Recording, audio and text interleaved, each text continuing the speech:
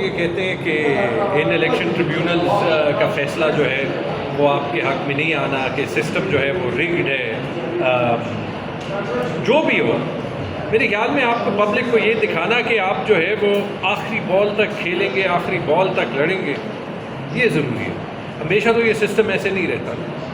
540 دن ہو گئے، 180 دن میں فیصلے ہونے ہیں۔ آج 540 دن کے بعد ریٹائرڈ ججز کے ساتھ دوبارہ ہمارے ٹریبیونلز کا آغاز جو ہے وہ ہوا۔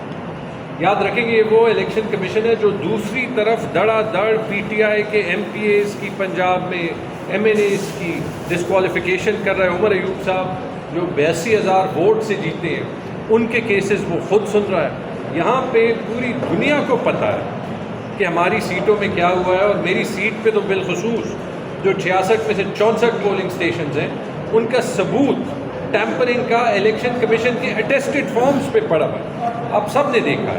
تو جو آج ہیئرنگ ہوئی وہاں تو میں نے خود جو یہ ریٹائرڈ جج تھے جو آج سے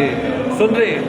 ان کو ریکویسٹ کی کہ سر ان کا فیصلہ جو ہے وہ جلد سے جلد ہونا چاہیے، کیونکہ قانون کہتا ہے 180 دن میں فیصلہ ہونا چاہیے، اور کہ ان کی ڈیلی ہیئرنگز کریں۔ جو بھی فیصلہ ہو میں چاہتا ہوں کہ یہ ڈسمس کر لیں، سسٹم کو ایکسپوز کر لیں اگر وہ کرنا ہے، لیکن یہ کیسز جو ہیں وہ اس ٹریبیونل کے فیس سے جو ہے وہ ہٹ جائیں، اور اس میں